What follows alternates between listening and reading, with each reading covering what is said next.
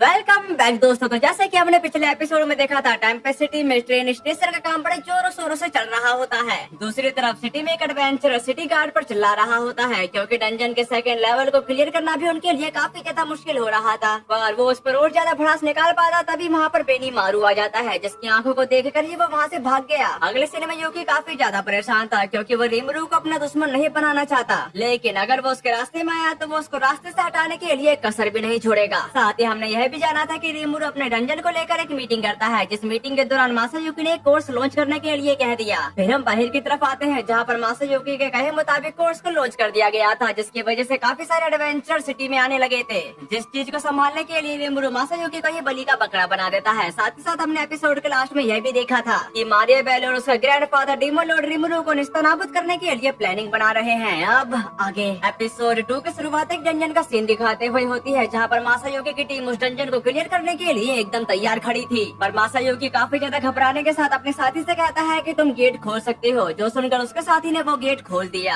Gate खोलने के साथ हम अंदर की तरफ काफी सारे डीमन लॉर्ड के चेले को भी देख पाते हैं। साथ ही साथ उनके बीचों बीच खड़ा डीमन लॉर्ड काफी ज्यादा खतरनाक दिखाई दे रहा था। तभी अचानक से एक मोस्टर ने उन पर अटैक कर दिया, पर मासायुकी का एक साथी उसको संभालते हुए कहता है कि मैं इसको संभाल लूंगा, तुम आगे बढ़ो। ये सुनने के साथ उन तीनों ने एक साथ डंजन बॉस की तरफ बढ़ना शुरू कर दिया, लेकिन वो उससे पहले ही उन पर अटैक कर देता है, जिसकी वजह से उनकी टीम थोड़ी बिखर जाती है। तभी इस चीज का मौका पाते हुए एक मोस्टर ने मासायुकी पर अटैक कर दिया, यहाँ तक कि वो उसको जान से मारने के लिए आगे बढ़ने ही वाला था, उससे पहले ही एक बंदे की सोड आकर उसके आर पार हो जाती है। इसी वजह से वो वहीं पर मारा जा चुका। तभी वो डिफेंडर मासायुकी को डिफेंड करने के लिए उसके एकदम सामने आकर खड़ा हो जाता है, जबकि दूसरी तरफ वो पर्सन खुद को संभालने के बाद अपने सामने इस नजारे को देखते हुए कहता कि अब समझा, यह एक दो तरफा अटैक था, तो मासायुकी यही करने की कोशिश कर रहा था। पर उसे क्या पता, मासायुकी ऐसी प्लानिंग कभी कर ही नहीं सकता। यहाँ तक कि मासायुकी इतने खतरनाक मोस्टर को देखने के बाद काफी ज्यादा डरा हुआ है। तभी एक मेज अपने स्टाफ का इस्तेमाल करते हुए मेड हैंड स्पेल कास्ट कर देती है, जिस स्पेल की वजह से उन मोस्टर के नीचे मर्द से बने हाथ उनको जकड़ लेते हैं, और इसी चीज का फायदा उठाने के लिए उनका डिफेंडर काफी सारे घूसों के वायरस उनके बॉस पर कर देता है,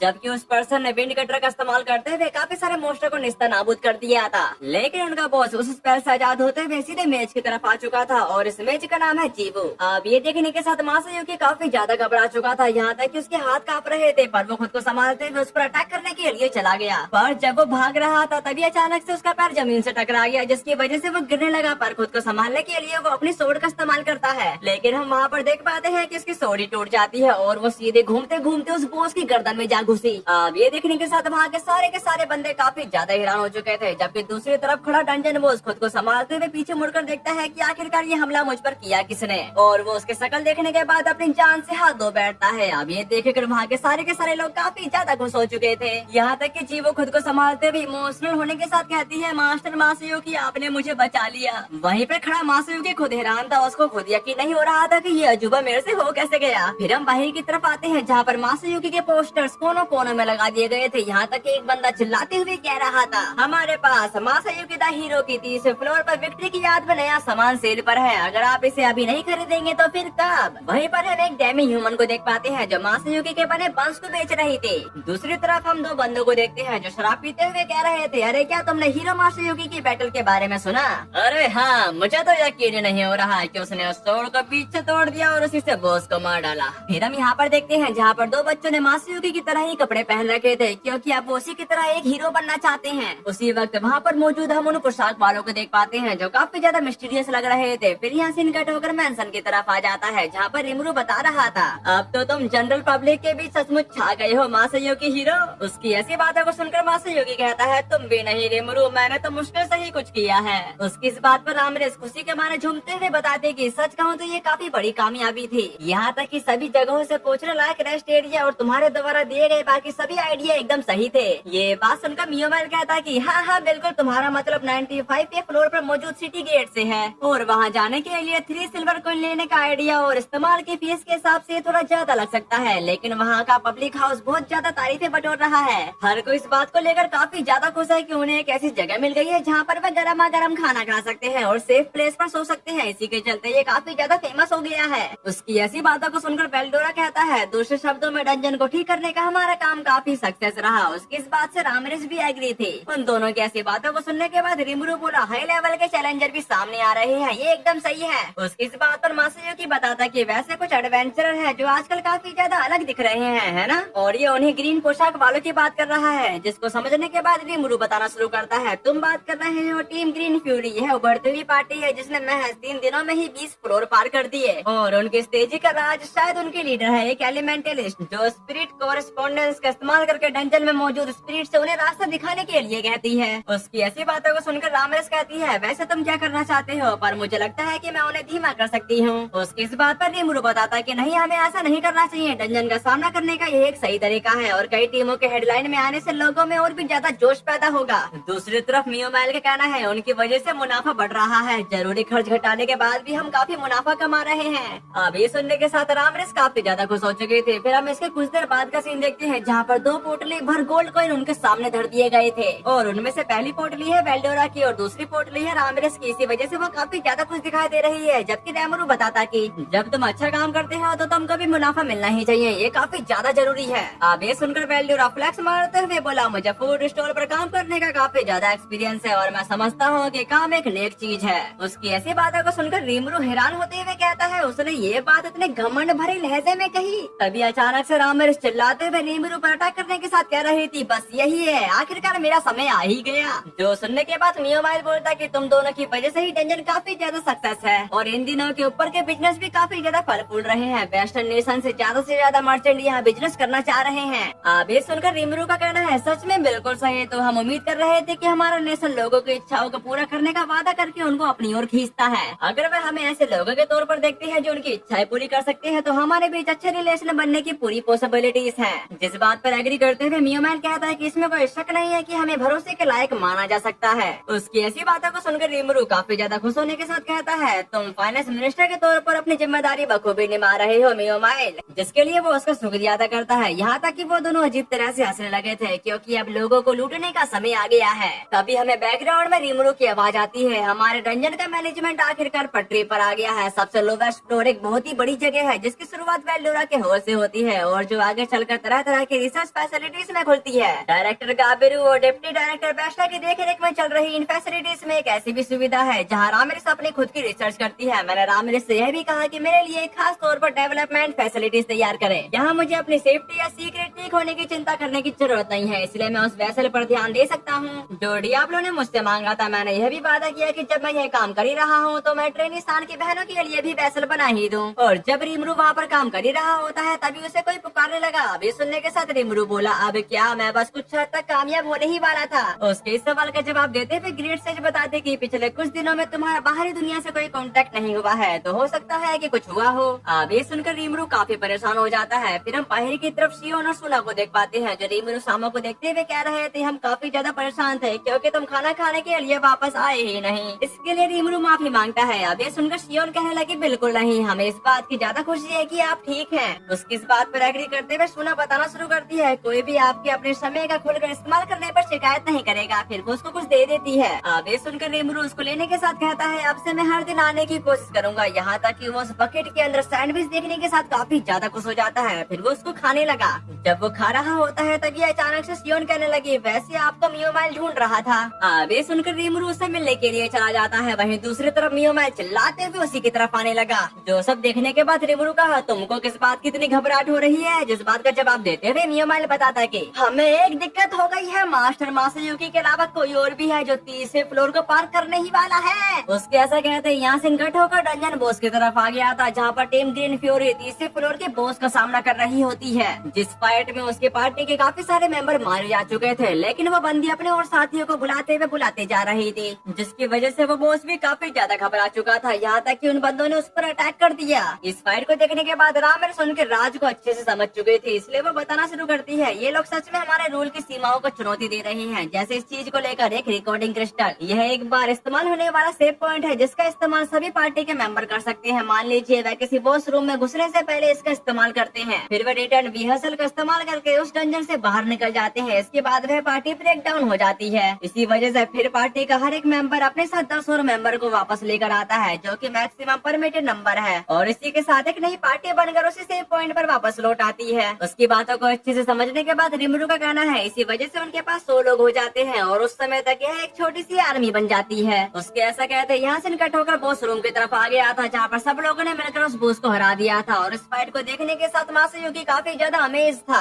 जबकि मियोमाइल का कहना है मैंने मिस सोका से इस मामले की अच्छे से जांच करवाई और ऐसा लगता है कि वे बट नामक एक फेमस मर्सनरीज के ग्रुप का हिस्सा है। साथ ही साथ हमेशा कह कि उन्हें पैसे इंग्रासिया से मिल रहे हैं। उसकी इस बात पर वेल्डोरा बताता कि हमारा अनुमान है कि वे 40वें फ्लोर पर मौजूद बॉस को भी हराने में कामयाब हो जाएंगे। यहाँ तक कि 50वें फ्लोर पर मौजूद बॉबिकस और उसकी टीम को भी इतनी बड़ी गिनती वाली आर्मी का सामना करने में मुश्किल हो सकती है। ये बुरा है, ये हालात का एक काफी बुरा मोड़ है। उसके ऐसा कहने के बाद हम वहाँ पर रामरिस को देख पाते हैं जो रेमरू की तरफ पढ़ने के साथ उससे कुछ कहने लगी, पर हमें ये बात बताई नहीं जाती। लेकिन इस बात को समझने के बाद रेमरू काफी ज्यादा हैरान होने के साथ कह रहा था 60वें फ्लोर के नीचे के बॉस के मोशन काम नहीं कर रहे हैं। ये बात सुनकर रामरिस कहती है याद है जब तुमने फेस्टिवल के दौरान क्रूसेडर से कहा था कि वह यहाँ ट्रेनिंग कर सकती हैं। जब तुम जमीन के नीचे छुपे हुए थे तब उन्होंने 51वें फ्लोर से शुरुआत की थी। आखिर में 70वें फ्लोर पर मेरे एलिमेंटल क्लोसेस ने उन्हें खत्म कर दिया, लेकिन फिर लगता है कि हिनाटा उससे तंग आ गई थी। फिर यहाँ से नोसीन की तरफ आ गया था जहाँ पर एक बंदा हिनाटा से कह रहा होता है ये पॉसिबल हो ही नहीं सकता, यहाँ तक कि लेडी हिनाटा के लिए भी नहीं। उसकी ऐसी बातों को सुनने के बाद हिनाटा को काफी ज्यादा गुस्सा आ गया था और ऐसी बातों को याद करने के बाद रामरिस काफी ज्यादा परेशान होने के साथ कह रही थी और फिर हिनाटा को काफी ज्यादा गुस्सा आ गया। उसकी ऐसी बातों को सुनकर मियोमाइल कहता है कि यह तो बिल्कुल ही भयानक था। पहली बात तो यह मानो कि एलिमेंटल क्लोसेस को तबाह करना ही उसके लिए काफी ना हो, यहाँ तक कि उसने उसके बाद आने वाले सभी बॉस को भी खत्म कर डाला। इसी वजह से वह देखते ही देखते 90वें फ्लोर तक पहुँच गई होगी और इसके बाद यह हुआ होगा कि उसने 95वें फ्लोर पर स्थित पब्लिक हाउस में एक अच्छी सकून भरी रात बिताई होगी और उसके बाद उसने उन सभी ड्रैगनों को डिस्ट्रॉय कर दिया होगा जैसे लेडी मिलिन ने हमारे लिए पकड़ा था। ये बात सुनकर रिमरू का कहना है क्या वह बस ट्रोल कर रही थी, रुकिए इसका क्या मतलब है। उसके इन सवालों का जवाब देते हुए वेल्डोरा बताता है तुम्हें पता चली गया क्योंकि आखिर में मेरी बारी आ गई थी। ये बात सुनकर रिमरू उस पर गुस्सा करने के साथ कह रहा था क्या तुम मेरे साथ मजाक कर रहे हो और तुमने उसके साथ फाइट की, जिस पर एग्री करते हुए वेल्डोरा बोला जो भी आना चाहे आ जाए। एक फाइनल बॉस के तौर पर मैं ना तो किसी से भागूंगा और ना ही किसी से छुपूंगा। पर हिनाटा वाकई काफी ज्यादा स्ट्रॉन्ग थी क्योंकि उसने जिस तरह से फाइट लड़ी उससे वह यह समझ पाए कि मुझ पर कौन से अटैक असर करेंगे। इसका मतलब यह भी था कि उसने काफी ज्यादा समय बर्बाद किया, लेकिन उसका आखिरी अटैक काफी ज्यादा जबरदस्त था। उसने सचमुच मुझे नुकसान पहुंचाया, भले ही वह थोड़ा सा क्यों ना हो। उसने मुझे उस एब्सोल्यूट सेवरेंस की याद दिला दी जिसका इस्तेमाल 30 साल पहले उस हीरो ने किया था और उसी ने ही मुझको कैद कर दिया था। अब जब मैं सोचता हूँ कि उसकी सोर्डमैनशिप वैसे ही थी, हालांकि उस हीरो के अटैक में कुछ भी बेकार नहीं होता था। उसकी ऐसी बातों को सुनकर रिमरू खुशी के मारे झूमते हुए कह रहा था अरे यार काश मैंने वह देखा होता और फिर तुम जीत गए है ना वेल्डोरा। उसकी ऐसी बातों को सुनकर वेल्डोरा फ्लेक्स मारते हुए कहा बेशक कहीं ऐसा तो नहीं कि तुम सचमुच परेशान थे। उसकी इस बात पर रिमरू बताता है खैर हारने का तुम्हारा अपना इतिहास रहा है क्योंकि तुम अपने अपोनेंट से मोहित हो गए थे। अब ये सुनकर वेल्डोरा थोड़ा घबरा गया था, जबकि मासायुकी का कहना है हिनाटा सान में जरूर सचमुच में कुछ खास बात होगी। जो सुनने के बाद रिमरू बोलता है कि ठीक है मुझे समझ में आ गया है कि क्या चल रहा है, तो हमें 60वें फ्लोर के नीचे के बॉस के लिए कुछ करना होगा। जबकि मियोमाइल परेशान होते हुए कह रहा था और हाँ देखिए लेडी हिनाटा ने हमसे पूछा था कि क्या उन्हें भी कोई नगद इनाम मिल सकता है। अब इसके लिए रिमरू उससे साफ साफ इनकार कर देता है, यहाँ तक कि वो अपने मन में कहने लगा होली लाइट की कैप्टन कितनी छोटी सोच वाली है, क्या उसे काफी पैसे नहीं मिलते।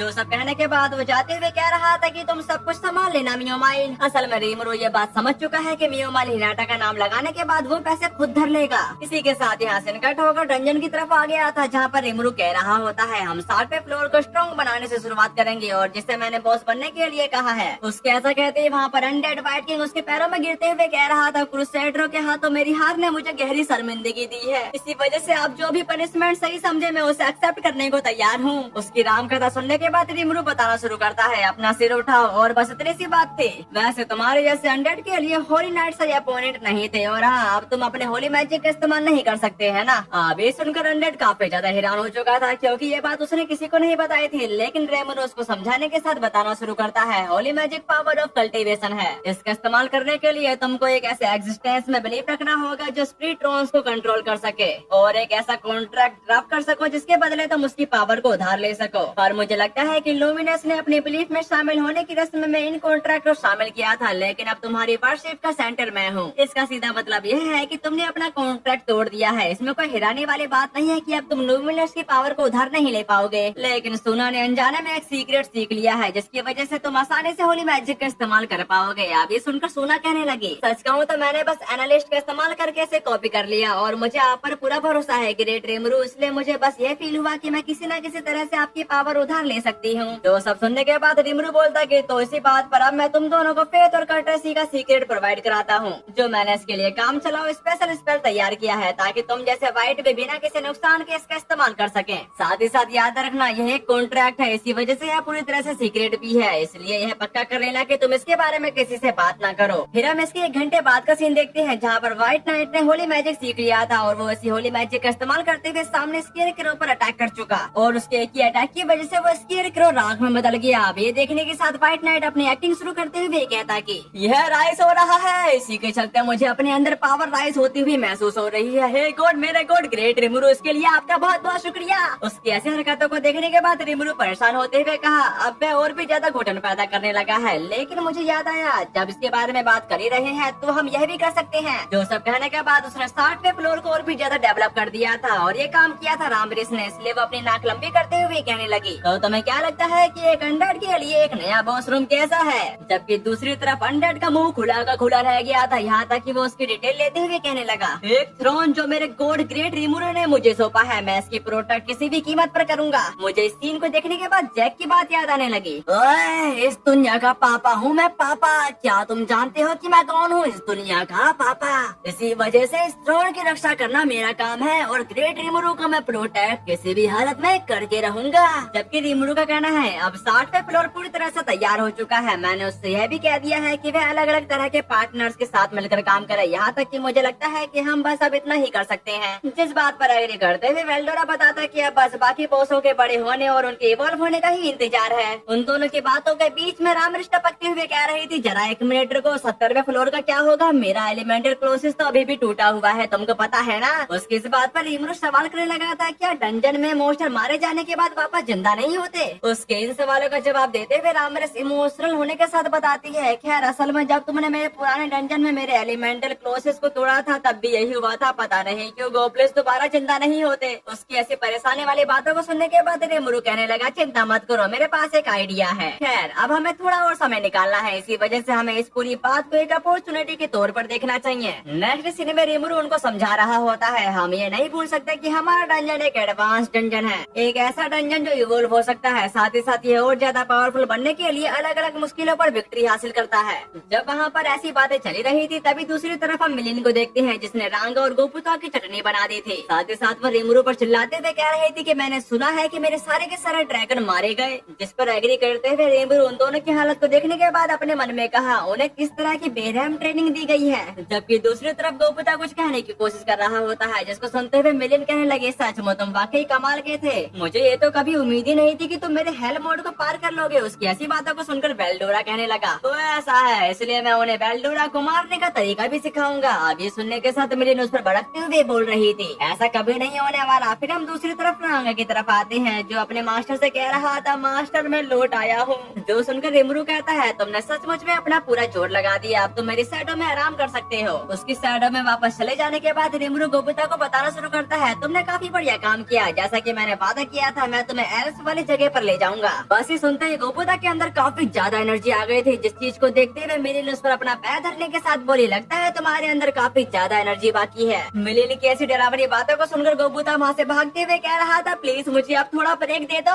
फिर हम इसके कुछ देर बाद का सीन देखते हैं जहाँ पर टीम ग्रीन फ्यूरी के बारे में मिलिन को मालूम पड़ चुका था, इसी वजह से वो काफी ज्यादा हैरान हो चुकी थी। जबकि वेल्डोरा बोल पड़ा, ऐसा लगता है कि उन्होंने अब तक 40वें फ्लोर के बॉस को भी हरा दिया होगा। ये बात सुनकर मिलिन रिमुरु पर चिल्लाते हुए कह रही थी, तुम ये क्या करने जा रहे हो? वैसे हम लोगों को हमें हल्के में नहीं लेने दे सकते। इस बात पर रिमुरु बताता है कि यह कोई प्रॉब्लम नहीं है, अगर वैसी तरह से आगे बढ़ते रहे तो वे 49वें फ्लोर पर पहुंच जाएंगे और वहाँ मेरे बिछाए जाल में फंस जाएंगे। यहाँ तक कि वह काफी प्यारी जगह है जिसे खास तौर पर क्रूरता को ध्यान में रखते हुए डिजाइन किया गया है। उसकी ऐसी बातों को सुनकर रामरिस कहती है कि लेकिन तुम हमें खुद जाकर देखने के लिए नहीं कहोगे, है ना? ये बात सुनकर रिमुरु उनको 2 टाइप के कोड दिखाता है, जिसके बारे में वेल्डोरा पूछने लगा। जो सुनकर रिमुरु उनमें से व्हाइट कोड उठाते हुए कहना शुरू करता है, ये रिप्लेसमेंट सोल है जिन्हें मैंने सोल कैरेक्टर के आधार पर बनाया है। मैं आपको इन दोनों कोर के बारे में पूरी डिटेल में बताता हूँ कि ये काम कैसे करते हैं। अगर कोई भी पर्सन अपनी एनर्जी को उस ब्लैक कोर में डालेगा तो उस एनर्जी की वजह से एक मोस्टर तैयार हो जाएगा, पर वो मूव नहीं करेगा। इसी वजह से हमें उस मोस्टर को चलाने के लिए उस व्हाइट कोर की जरूरत होगी, पर ये जितना दिखता है उतना आसान नहीं है, क्योंकि जब कोई पर्सन उस व्हाइट कोर का इस्तेमाल करेगा तो उसकी सोल अपने आप ही उस मोस्टर की बॉडी में चली जाएगी और इसी वजह से वो मोस्टर की बॉडी को हिला पाएगा, पर वो अपने रियल बॉडी को तब तक नहीं हिला पाएगा जब तक कि वो उस मोस्टर की बॉडी में मौजूद है। और इसी तरह वेल्डोरा अपने स्केलेटन को कंट्रोल करते हुए कह रहा था, क्या बात है, मैं अपने स्केलेटन को कंट्रोल कर सकता हूँ। जबकि रामरेश का कहना है, मुझे पता था कि तुम ये कर सकते हो रिमरू, और मैंने हमेशा से तुम्हें एडमायर किया है। उन सबकी ऐसी बातों को सुनकर रिमरू बोला, तुम लोगों ने तो बड़ी जल्दी अपना रुख बदल लिया, क्योंकि वो अभी थोड़ी देर पहले इसके लिए तैयार नहीं थे। जबकि दूसरी तरफ बेल्डोरा खुराफाती आइडिया लगाते हुए कह रहा था, अब चलो चलते हैं, हम उन चैलेंजर देने वालों को नहीं बल्कि उन हमलावरों को खदेड़ देंगे। उसके ऐसा कहते